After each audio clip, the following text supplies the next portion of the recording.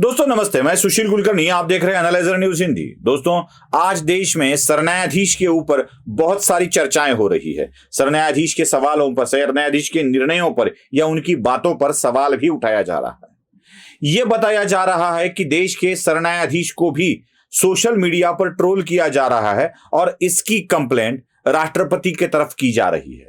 मतलब देश के सर्वोच्च न्यायालय के सरन्यायाधीश के ऊपर, प्रधान न्यायाधीश के ऊपर इस तरह की ट्रोलिंग नहीं की जानी चाहिए। यही अपेक्षा हर लोग हर बार व्यक्त कर रहे हैं, कोई गलत भी नहीं है। न्याय व्यवस्था ट्रोल नहीं होनी चाहिए। न्याय व्यवस्था के ऊपर सवाल नहीं उठाए जाने चाहिए, बिल्कुल सही है। मैं तो ये कहता हूं कि न्याय व्यवस्था इन आलोचनाओं के परे होनी चाहिए। जैसे इस देश के नागरिक की यह जिम्मेदारी है कि इस देश की न्याय व्यवस्था का वो सम्मान करे, उस तरह मेरा यह कहना है कि देश की न्याय व्यवस्था की भी ये जिम्मेदारी होती है कि वो अपना सम्मान कायम रखे। देश की जनता के मन में उनके प्रति आदर की भावना हमेशा रहे, ऐसा बर्ताव न्यायपालिका का भी होना चाहिए। लेकिन आजकल न्यायाधीशों द्वारा जो भी कुछ बातें बताई जा रही है, उन बातों के ऊपर गौर करना आवश्यक है, बहुत ही आवश्यक है। न्यायालय, न्यायाधीश हो या सरन्यायाधीश, इस तरह की बातें बता रहे हैं, इस तरह की बातें हो रही है जिसमें देश के लोगों के मन में अपनी आस्थाओं के प्रति डर पैदा हो रहा है। मतलब दो चीजों पर आजकल बहुत ज्यादा बहस हो रही है। एक है न्यायाधीशों के द्वारा दिए गए बयान या न्यायाधीशों के द्वारा बताई गई बातें, और दूसरा विषय चल रहा है अन्य न्यायाधीशों की नियुक्ति। इन दोनों विषयों के ऊपर न्यायपालिका और सरकार, इनके बीच में एक संघर्ष है ऐसा लग रहा है। और एक व्यवस्था में, मतलब न्यायाधीशों की नियुक्ति की व्यवस्था में सरकार और न्यायपालिका के बीच संघर्ष हो रहा है, और अन्य विषयों के बीच जनता के मन में संभ्रम निर्माण हो रहा है कि न्यायपालिका ये क्या बोल रही है।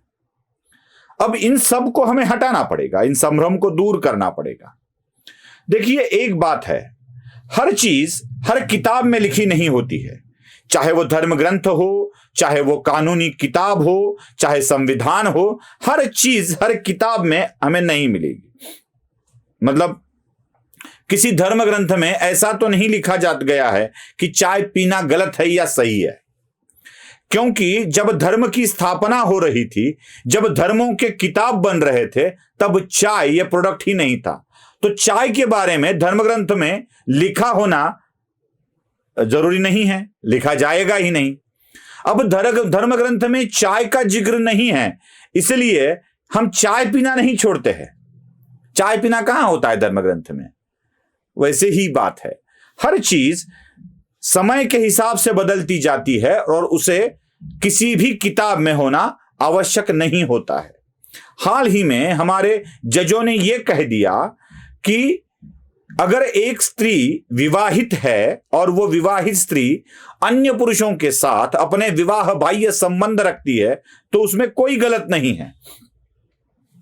और साथ में एक न्यायाधीश ने यह भी कह दिया कि मंदिरों के बाहर समागम की चित्र भी होते हैं, शिल्प भी लगाए गए होते हैं, तो समलिंगी संबंध और औरतों के विवाह बाह्य संबंध, इनको मंजूरी मिलनी चाहिए, ऐसा न्यायाधीश मानते हैं। अब मुझे न्यायाधीश महोदय से यह पूछना है कि न्यायाधीश महोदय, विकृति विद्यमान है, मतलब हर चीज में विकृति विद्यमान है और इसको हमने स्वीकार कर लिया है। मतलब हमारे पास संस्कृति के साथ, प्रकृति के साथ विकृति भी है, ये हम स्वीकार करते हैं। विकृति है मतलब विकृति के अस्तित्व का स्वीकरण, विकृति को मान्यता देना नहीं होता है। मतलब समलिंगी संबंध रखने वाले लोग इस दुनिया में है तो है, ये मान्य करना पड़ेगा। विवाह बाह्य संबंध रखने वाली औरत भी इस दुनिया में मान्य करना पड़ेगा। वेश्या व्यवसाय करने वाली भी औरतें हैं, मान्य है, अस्तित्व मान्य है उनका। पुरुष भी बहुत व्यभिचारी हो गए हैं, ये भी हमने उनका अस्तित्व स्वीकृत कर लिया है। देश की संस्कृति इतनी तो सहिष्णु है, इतनी तो बड़ी है कि उनके अस्तित्व को हमने स्वीकार लिया है, उनके अस्तित्व का स्वीकरण किया है। उनकी विकृति को प्रकृति या संस्कृति बना के नहीं रखा है, उसको धर्माचरण नहीं माना है, उसको समाज मान्य नहीं किया है, उसको राजमान्यता नहीं मिली है। मतलब विकृति है, उसे ढक लो, यही कहा है। और रही बात मंदिरों के बाहर लगे चित्रों की, तो मंदिरों के बाहर लगे चित्र या शिल्प इसके लिए लगाए गए हैं कि यह सब भवसागर है, इसमें हमें प्रकृति मिलेगी, विकृति मिलेगी, संस्कृति मिलेगी, प्यार मिलेगा, सब कुछ मिलेगा, लेकिन वो मंदिर के गर्भगृह के बाहर मिलेगा। जूतों के साथ अहम उतारना जैसे मंदिर में जाते वक्त अनिवार्य होता है ना, सिर्फ जूते नहीं उतारने होते हैं, जूतों के साथ अहम भी उतारना होता है और तब मंदिर में जाके प्रवेश करते हैं। और जब इस अहम को उतार कर हम मंदिर में जाते हैं तो बाहरी सभा मंडप में इन संसारी चित्रों को देखकर हम ये सुनिश्चित कर लेते हैं कि यह संसार इस मोह माया विकृति से भरा हुआ है, मुझे इसका त्याग करना है और मंदिर के अंदर जाना है, गर्भगृह में जाना है। और जब ये सारी विकृतियों का, इन सारी प्रथाओं का त्याग करके मैं खुद सारे आवरणों को दूर करके मंदिर के अंदर जाऊंगा तो मुझे भगवान के दर्शन होंगे। अगर इन बातों को मैं त्याग कर नहीं जाता हूं तो मुझे भगवान नहीं दिखेंगे, क्योंकि मेरे मन में विकृति भरी होती है। विकृति के अस्तित्व का स्वीकरण, हम विकृति को मान्यता प्रदान नहीं करते हैं, स्वीकृत करते हैं, तो इसलिए मंदिर के बाहर चित्र या शिल्प लगाए गए। इसको त्यागना है, क्या नहीं करना है यह बताने के लिए वो शिल्प है, क्या करना है बताने के लिए वो शिल्प नहीं है। चाहे समलिंगी संबंध हो या विवाह बाह्य संबंध हो। और रही बात संभोग क्रिया की, समागम क्रिया की या पुरुष स्त्री के मिलन की, तो उस मिलन की विधि को भी 16 संस्कारों में शामिल किया गया है। गर्भाधान संस्कार जिसे हम कहते हैं ना, उसको शामिल किया गया है, 16 संस्कारों में शामिल किया गया है। मतलब पति पत्नी सब लोगों के सामने एक कमरे में जाकर दरवाजा बंद कर लेते हैं और सबको यह मान्य होता है कि वो अंदर एक दूसरे से मिलन की क्रिया कर रहे हैं। इसको कहते हैं स्वीकरण, मान्यता प्रदान करना समाज की, कुटुंब की, राजकीय व्यवस्था की, और उनसे जन्मे अपत्य को नाम दिया जाता है। लेकिन किसी व्यभिचारी स्त्री पुरुष को इकट्ठा होने के लिए समाज से छिपकर जाना पड़ता है। यही है अस्वीकृति वाला मामला। विकृति का अस्तित्व हमने तो स्वीकार कर लिया है, लेकिन विकृति को हम समाज मान्य या धर्म मान्य नहीं समझते हैं।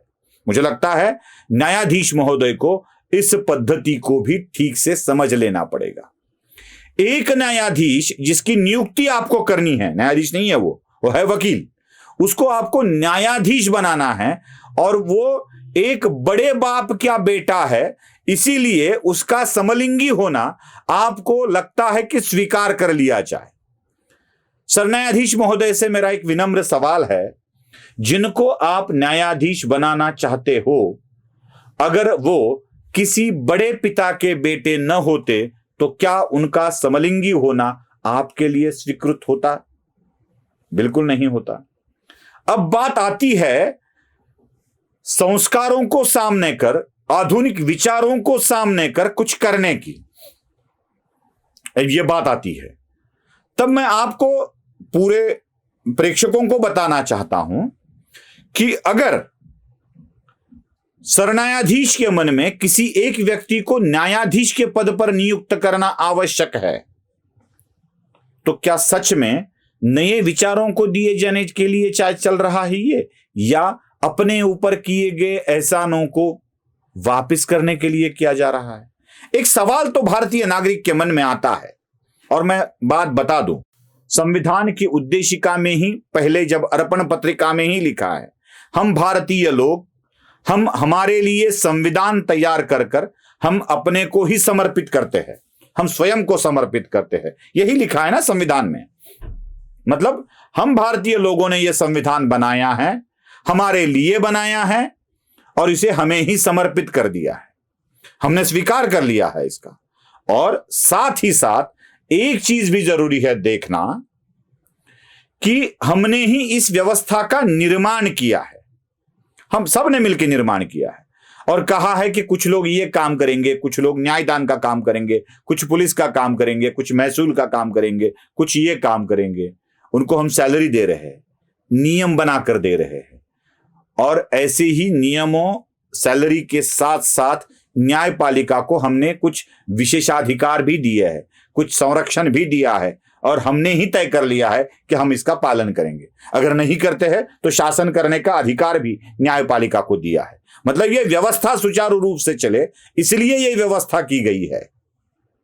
लेकिन आप लोग क्या कर रहे हैं, इसलिए सवाल तो खड़े होंगे, आप लोग क्या कर रहे हैं? आज के सरन्यायाधीश को न्यायाधीश किसने बनाया? कॉलेजियम सिस्टम में किसने बनाया? जब कृपाल नाम के सरन्यायाधीश थे तब बनाया। अब इन्हीं कृपाल के सुपुत्र है जिसको चंद्रचूड़ अभी न्यायाधीश बनाना चाहते हैं। चलो ठीक है, आज के चंद्रचूड़ को न्यायाधीश बनाने वाले कृपाल थे। अब कृपाल को न्यायाधीश बनाने वाला कौन था? तो इसी चंद्रचूड़ के पिताजी जब सरन्यायाधीश थे तब उन्होंने कृपाल जी को न्यायाधीश बना लिया था, बाद में वो सरन्यायाधीश बने।